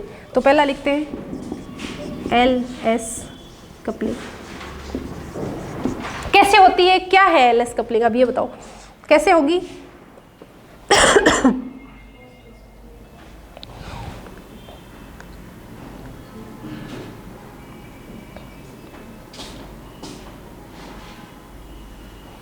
एल एस, ये क्या लिखा हुआ है? Capital L. ये क्या लिखा हुआ है? Capital S.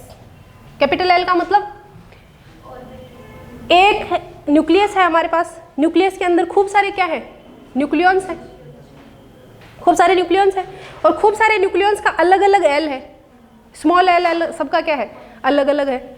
और ये क्या बताता है, उस न्यूक्लियस का टोटल ऑर्बिटल एंगुलर मोमेंटम वो क्या होगा, सबके अलग अलग के वेक्टर एडिशन के बराबर, L1 plus L2 plus L3 plus L4। L किसके बराबर है, L1 जितने भी हैं, जितने न्यूक्लियन हैं सबको हमने अलग अलग असाइन कर दिया। खूब सारे न्यूट्रॉन हैं, सब अपने अपने ऑर्बिट में घूम रहे हैं, सबका अपना अपना एंगुलर मोमेंटम है, ऑर्बिटल एंगुलर मोमेंटम। पहले का मान लिया L1 है, दूसरे का L2 है, तीसरे का L3 है। पूरे न्यूक्लियस का टोटल एंगुलर मोमेंटम देखना है, सबका क्या करेंगे, वेक्टर एडिशन। सबका वेक्टर एडिशन किया तो क्या निकला, न्यूक्लियस का एंगुलर मोमेंटम, ऑर्बिटल वाला, न्यूक्लियस का ऑर्बिटल एंगुलर मोमेंटम। ऐसे ही सारे न्यूक्लियस का क्या है, स्पिन मोमेंटम। तो सारे सबका एडिशन करेंगे तब क्या निकलेगा, न्यूक्लियस का स्पिन मोमेंटम। अब आप बोल रहे हो कि हल्के नाभिकों में क्या होता है,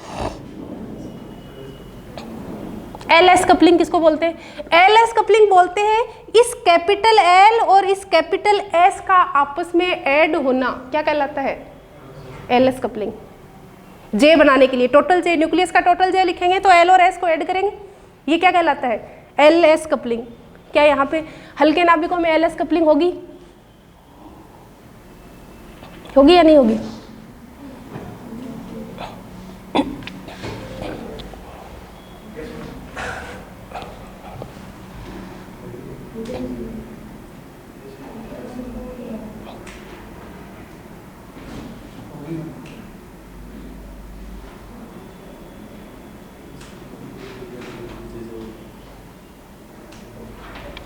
सोच लो, अभी भी सोच लो।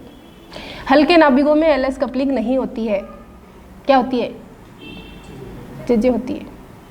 ये इनमें, इन हल्के नाभिकों में लाइट में ये वीक, इनके लिए वो हल्के नाभिक हैं, वो वीक बिहेवियर दिखाते हैं। क्यों, क्योंकि हल्के नाभिकों में एटम के जैसे खुद, जैसे सपोज करो हम लेते हैं 2He4 ले लिया, इसमें 2 न्यूट्रॉन है 2 प्रोटॉन है, ठीक है। 2 न्यूट्रॉन अपने अपने ऑर्बिटल्स में घूम रहे हैं, ये न्यूट्रॉन घूम रहा है, ये न्यूट्रॉन घूम रहा है, ये प्रोटॉन घूम रहा है, ये प्रोटॉन घूम रहा है, घूम रहे हैं। ये न्यूट्रॉन इस न्यूट्रॉन के साथ इंटरेक्शन करने की बजाय क्या पसंद करता है, खुद के स्पिन को, खुद के ऑर्बिटल को पहले खुद की स्पिन के साथ ऐड कर लेता है और क्या बना लेता है, ऐसे ये क्या करता है, खुद की स्पिन को खुद के ऑर्बिटल के साथ ऐड करके। तो अब LS कपलिंग कहाँ से होगी, ये तो ऑलरेडी J बना चुके हैं, तो इनमें ऐसी प्रवृत्ति कम पाई जाती है, दुर्बल होती है। मतलब वो एक्सेप्शंस वगैरह तो सब जगह अप्लाइड है, बाकी लाइट एलिमेंट्स में ऐसी प्रकृति कम पाई जाती है। तो लिख लो LS coupling is less dominant in light elements.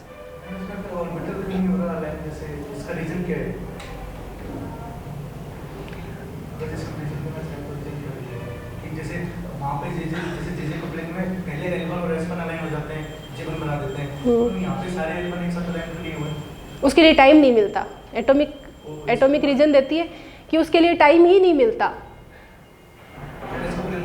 तुम्हारे घर में ही, तुम मान लो तुम्हारे पास एक फ़ोन है और तुम्हारे घर में यूज करने वाले 5 लोग हैं पहले से ही, तो क्या पड़ोसी यूज कर पाएगा क्या, वो छोड़ेंगे तो पड़ोसी यूज करेगा। तुम्हारे घर में एक ही हो और यूज करने वाला कोई है ही नहीं, तो पड़ोसी भी यूज कर लेंगे कभी कभी।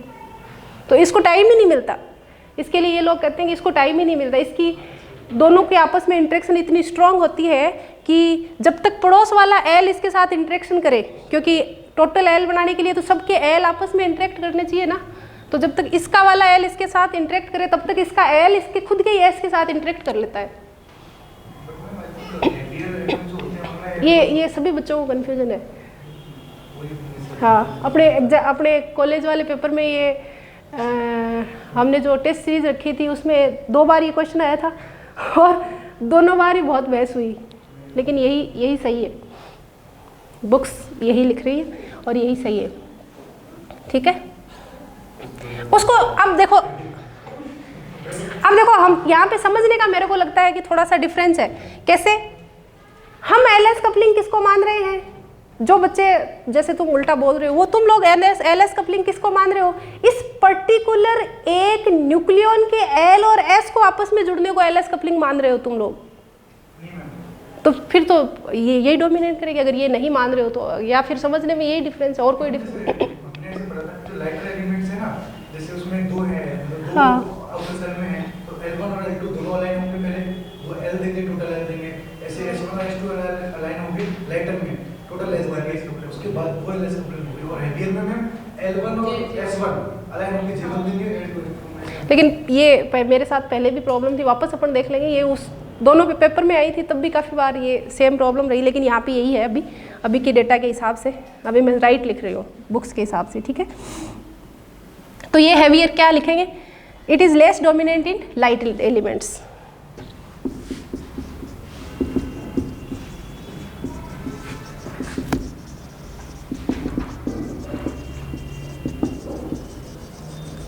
और दूसरी वाली जे सिंपल सी है। जे में क्या करेंगे, ये जैसे ये बन गए, इसके खुद ने एल के खुद के एस के साथ, खुद ने एल के खुद के एस के साथ इंटरेक्शन कर लिया है और जे बना लिया है, और अब ये जे आपस में एक दूसरे के साथ इंटरेक्ट करके पूरे न्यूक्लियस का क्या दे रहे हैं, total angular momentum. Second J coupling, पहले J1 निकलेगा किससे, L1 प्लस S1 से, फिर J2 निकलेगा किससे, L2 प्लस S2 से, और ऐसे ही J3 J4 निकलेंगे, और फिर टोटल J निकलेगा, total J is equal to J1 plus J2 plus J3 and so on. इसको बोलते हैं जे कपलिंग, कि पहले J जुड़ जाए आपस में इंडिविजुअल न्यूक्लियॉन्स के, और फिर उन न्यूक्लियॉन्स के टोटल जो J है वो न्यूक्लियस के अंदर एक दूसरे के साथ इंटरेक्ट करें, इसको क्या बोलते हैं, जे कपलिंग।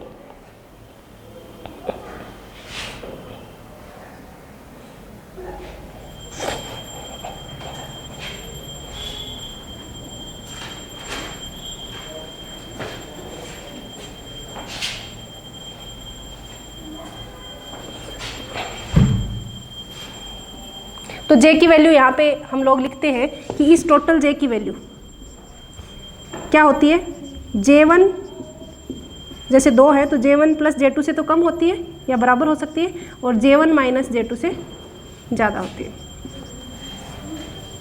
ठीक है। चलिए आगे चलते हैं। एंगुलर मोमेंटम, एंगुलर मोमेंटम के बाद नेक्स्ट प्रॉपर्टी आती है मैग्नेटिक मोमेंट। क्या आती है, मैग्नेटिक मोमेंट। एंगुलर मोमेंटम और मैग्नेटिक मोमेंट में क्या रिलेशन होता है,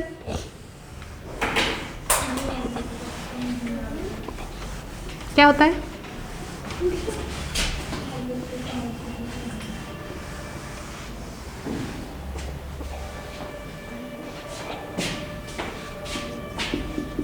मैग्नेटिक मोमेंट क्या बोलते हैं हिंदी में, चुंबकीय आघूर्ण।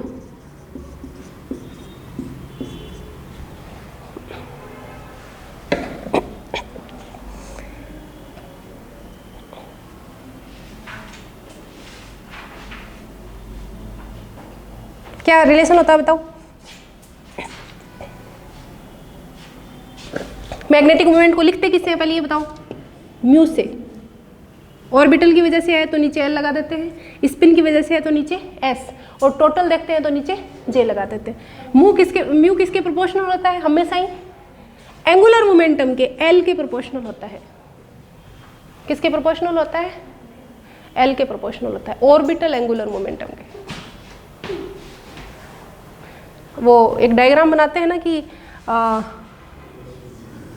ऐसे इलेक्ट्रॉन ऐसे घूम रहा है तो एल किधर आएगा, ऊपर की तरफ, और म्यू किधर आता है, नीचे की तरफ, तो एक माइनस का निशान आता है साथ में। दोनों की डायरेक्शन हमेशा एक दूसरे के उल्टी होती है। ऐसे घूम रहा है इलेक्ट्रॉन, एल ऊपर की तरफ तो म्यू नीचे की तरफ आता है। इस प्रोपोर्शनलिटी के निशान को हटाते हैं तो क्या लिखते हैं, फॉर्मूले में क्या आ जाता है,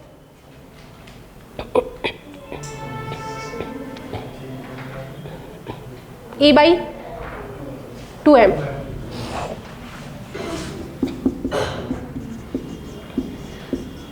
दोनों ही वेक्टर क्वांटिटीज, दोनों ही क्या है, वेक्टर क्वांटिटीज है। और किसकी बात कर रहे हैं हम, magnetic moment of the nucleus तो मास किसका आएगा? या तो प्रोटॉन का या न्यूट्रॉन का। मैग्नेटिक मोमेंट ऑफ एटम की बात करते हैं तो मास किसका आता है? इलेक्ट्रॉन का। एटम में वो इलेक्ट्रॉन्स बाहर चारों तरफ चक्कर निकालते रहते हैं, ठीक है।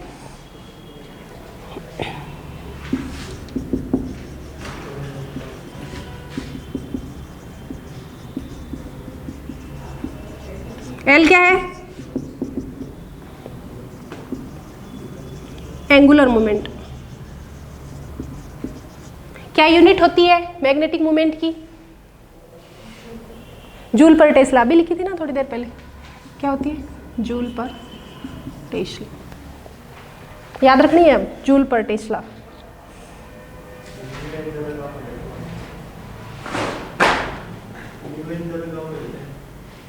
न्यूक्लियर पढ़ रहे हैं तो म्यू एन काम में लेते हैं, एटॉमिक पढ़ रहे हैं तो म्यू भी काम में लेते हैं। अगर हम एटॉमिक की स्टडी कर रहे हैं तो म्यू भी, बोर मैग्नेटॉन काम आता है।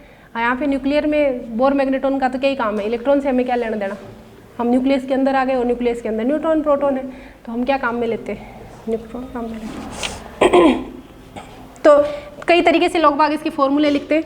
एल के लिए कैसे लिखते हैं? Mu L minus E/2m L. अगर इस ऑर्बिटल मोशन के लिए बात करनी है तो ऐसा आ जाता है, ठीक है। स्पिन मोशन के लिए बात करनी है तो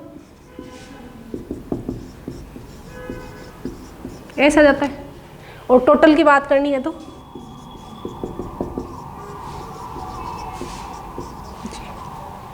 जो भी आपको काम में लेना है, ठीक है।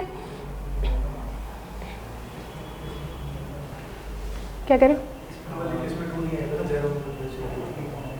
हाँ, वो GS की वैल्यू 2 होती है ना। हाँ, ठीक है। तो वैसे कैसे लिखते हैं? म्यू का formula mu is equal to G J mu N या म्यू B, जो भी है, म्यू N, ऐसे ही लिखते हैं। और G की वैल्यू, GS की वैल्यू कितनी होती है? अभी जिसने बताई 2, और GL की वैल्यू कितनी होती है? 1। G को बोलते क्या है? गैरोमैग्नेटिक रेशियो या जी फैक्टर, लैंडेज जी फैक्टर, ठीक है।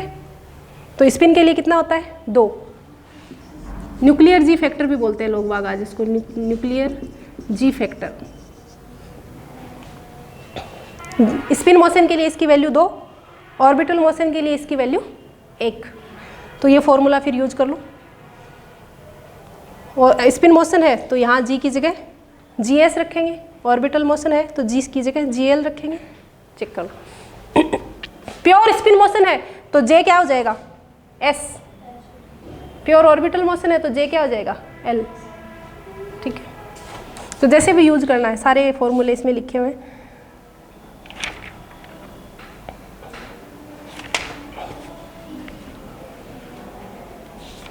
तो एक डेटा और साथ में याद रखेंगे, कुछ काम करने के काम आएगा। क्या? ये वैल्यूज GJ अगर यहाँ पे काम में लेते हैं तो हम क्या बोलते हैं? म्यू जे की बात, टोटल के लिए बात करते हैं तो क्या लिखते हैं इसके लिए? Mu J is equal to GJ। J क्या है? Total angular momentum, mu N ये है। और GJ की वैल्यूज आपको याद रखनी है। प्रोटॉन के लिए कितनी होती है?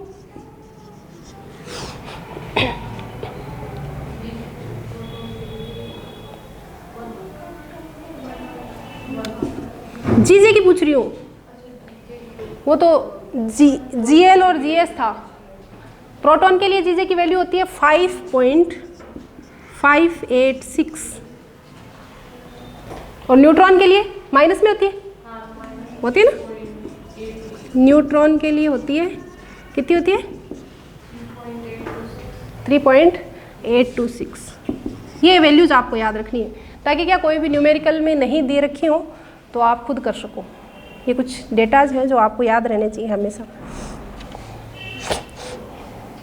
तो अगर ये वैल्यू न्यूट्रॉन के लिए ही मान लो म्यू जे निकालना है मुझे, तो जीजे की वैल्यू रख के निकाल सकती हूँ। तो कितना आता है? प्रोटॉन के लिए म्यू जे निकाला, कितना आया? 2.793 mu N. Nuclear magneton. Deuteron का याद रखते हैं हम एमएससी में। अब ड्यूट्रॉन तो आएगा नहीं, सिलेबस में है नहीं स्कूल लेक्चर के, तो इनका याद रखो। इसका कितना आता है, mu J is equal to -1.913 mu N, nuclear magneton.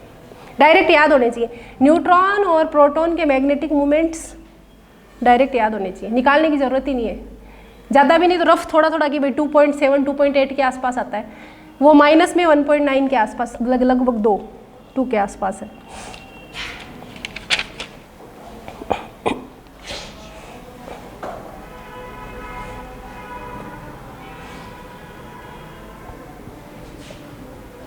ठीक है, नेक्स्ट प्रॉपर्टी है इलेक्ट्रिकल क्वाड्रपोल मोमेंट न्यूक्लियस की।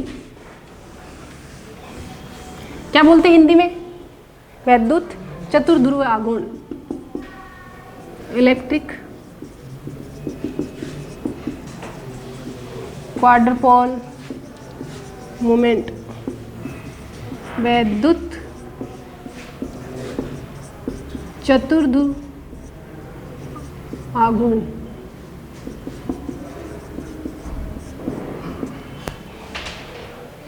ठीक है, वैद्युत चतुर्ध्रुव आघूर्ण।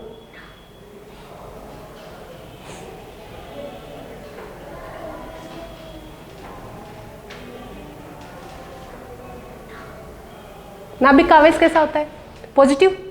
ऐसा मान लेते हैं नाभिक की शेप, कैसी मान लेते हैं, स्फेरिकल शेप मान लेते हैं नाभिक की। ठीक है, यहाँ पे पूरे में क्या डिस्ट्रीब्यूटेड है, पॉजिटिव चार्ज डिस्ट्रीब्यूटेड है, ये सेंटर मान लेते हैं। ठीक है, सेंटर को ओरिजिन मान लेते हैं, ओरिजिन से यहाँ पे एक पॉइंट ले लेते हैं, सपोज करिए ए। इस चार्ज डिस्ट्रीब्यूशन के कारण इस पॉइंट ए पे पोटेंशियल निकाल सकते हैं, ईडी से निकाल सकते हैं। कैसे निकालेंगे, यहाँ पे एक छोटा सा 3 डायमेंशनल वॉल्यूम एलिमेंट ले लो, ले लिया। वॉल्यूम एलिमेंट की इससे डिस्टेंस मान लेते हैं स्मॉल आर, वॉल्यूम एलिमेंट का चार्ज मान लेते हैं dq, और इस चार्ज डिस्ट्रीब्यूशन की चार्ज डेंसिटी मान लेते हैं रो, होमोजेनियस चार्ज डेंसिटी है मान लेते हैं रो। तो चार्ज कितना होगा, उसका वॉल्यूम मान लिया dv, तो इस पे चार्ज कितना होगा रो dv, इतना चार्ज होगा। पोटेंशियल कैसे निकलता है, kq/r। इस वॉल्यूम एलिमेंट की वजह से यहाँ पे पोटेंशियल निकालना है, तो ये डिस्टेंस चाहिए, इसको मान लेते हैं x। तो कितना आ गया, v = k, इसका चार्ज कितना है उस एलिमेंट का, dq, k dq/x, ये पोटेंशियल आ गया।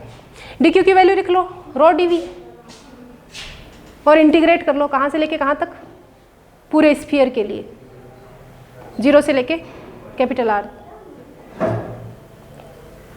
कर लो। रिजल्ट निकला, सीधा मैं रिजल्ट पे आ रही हूँ। पूरा इंटीग्रेशन करने के बाद जो रिजल्ट निकला, जो पोटेंशियल की वैल्यूज आई हैं वो कुछ ऐसी है।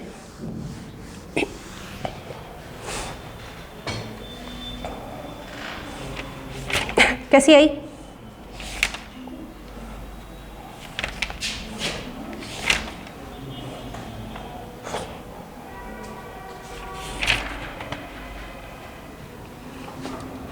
v = k, k क्या है 1/4πε0 k p0/r plus k p1/r² plus k p2/r³ plus k p3/r4 and so on, चलता ही जाता है। ये डेरिवेशन अनलिमिटेड टर्म्स हैं, चलते जाएंगे। P0 क्या मिला हमें,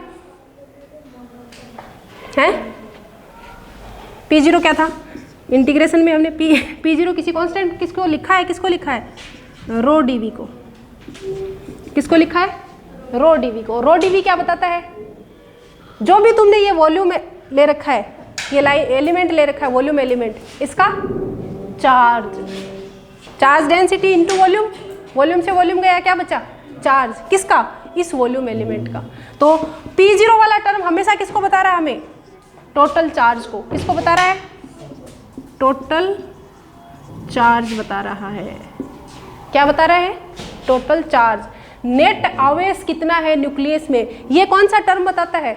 ये पहला वाला टर्म बताता है कि न्यूक्लियस का नेट आवेश कितना है। पी सिग्निफिकेंस पूछते हैं इसका, एमएससी वगैरह में बच्चे डेरिवेशन करते हैं तो इन अलग अलग कहते हैं कि पहले दूसरे तीसरे टर्म का सिग्निफिकेंस लिखो। तो क्या सिग्निफिकेंस है? First term tells us about the total charge of the nucleus. Second term P1 क्या बताता है? कैसा आता है P1? Row are Z DV. इस एक्सिस को अगर हम जेड एक्सिस मान लेते हैं तब ये काम है। इस एक्सिस को इन्होंने जेड एक्सिस मान लिया, तो कैसे लिखते हैं? रो आर जेड डीवी। क्या होगा ये क्या निकलेगा? इसकी यूनिट देखो, रो डीवी तो क्या हो गया? Charge. Distance Q into D क्या होता है? Dipole moment. क्या होता है? Dipole moment.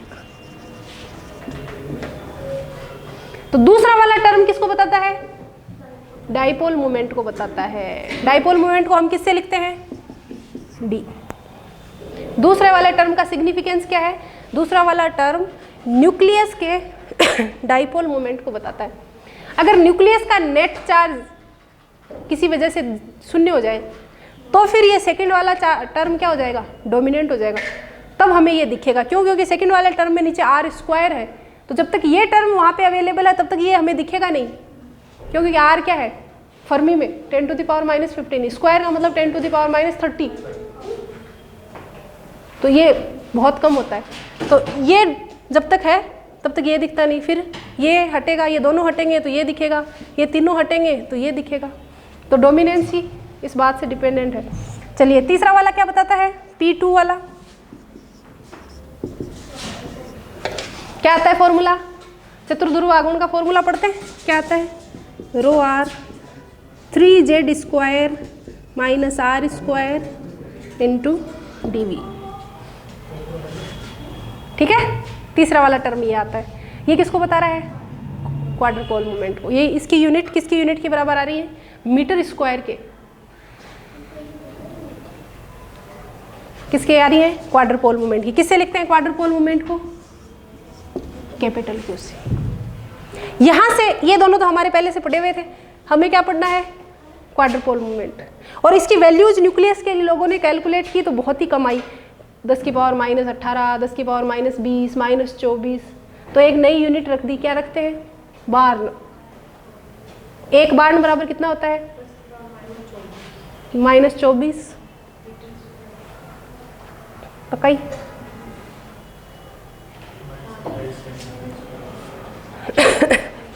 पक्का?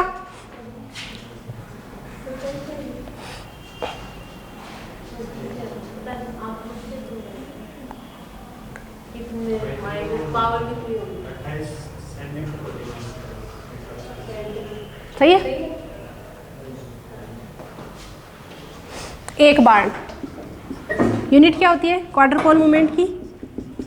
बार्न। किसकी एरिया, किसकी यूनिट होती है ये? एरिया की। ठीक है। और एक बार्न 10⁻⁻28। ठीक है, ओके। अब इस पे जो शेप्स हैं वो तुम्हारे सिलेबस में लिखी हुई है। लिखी हुई है कि electrical quadrupole movement and elliptical shapes. Special उस पे जोर दे के लिखा हुआ है। इसका मतलब हमें वो पढ़नी है, प्रोलेट ओबलेट नहीं दिया होता तो भी पढ़ते। अब उसने दी है तो फिर और ध्यान से पढ़ो, सिलेबस में लिखा है तो। ठीक है, क्या क्या एक एक करके निकालते हैं सारी शेप्स।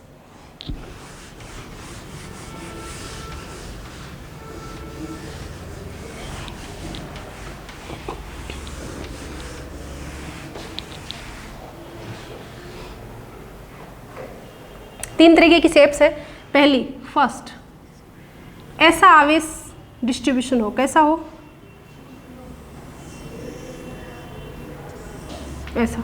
कैसा है? कैसा चार्ज डिस्ट्रीब्यूशन है, इसको क्या बोलते हैं?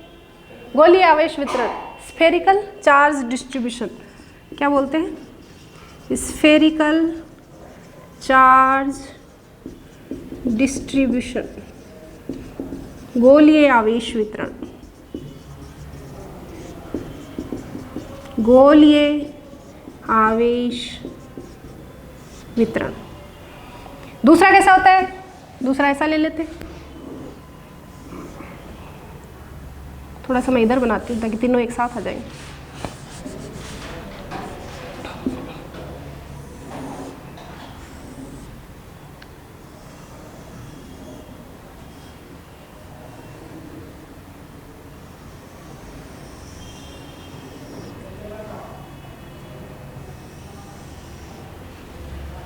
तीसरा कैसा है?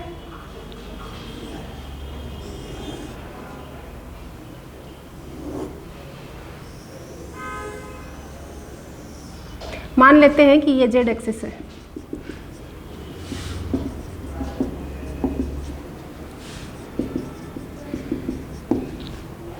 ठीक है, तीनों में ये जेड एक्सिस मान लेते हैं। इस आवेश वितरण का, इस स्फेरिकल चार्ज डिस्ट्रीब्यूशन जो गोलीय आवेश वितरण है उसका P2 इलेक्ट्रिकल क्वाड्रपोल मोमेंट कितना आएगा? ये रहा फॉर्मूला। 0 क्यों आएगा? तो आर स्क्वायर क्या होता है? X square plus Y square plus Z square, और तीनों बराबर है, तो R square is equal to 3z square. तो इसका कितना आएगा? Q is equal to 0। दूसरा वाला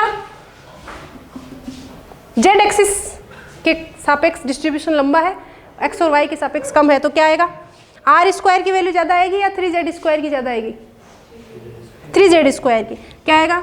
3z square is greater than R square आएगा। तो Q की वैल्यू क्या आएगी? पॉजिटिव। Q ग्रेटर देन 0 होगा, और इसमें 3z square less than R square, तो Q लेस देन 0। इस प्रकार की शेप क्या कहलाती है? प्रोलेट। इसको क्या बोलते हैं? ऑब्लेट। हिंदी में भी बोलते हैं कुछ, दीर्घाक्ष दीर्घाक्ष, ये है दीर्घाक्ष गोलाभ, स्फेरॉइड है,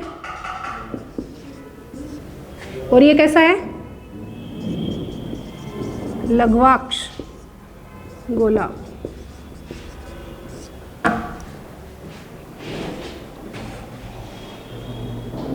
स्फेरॉइड हैं दोनों ही, ठीक है। उसको बोलते हैं अपने, तो इंग्लिश में याद रख लो, प्रोलेट, ऑब्लेट।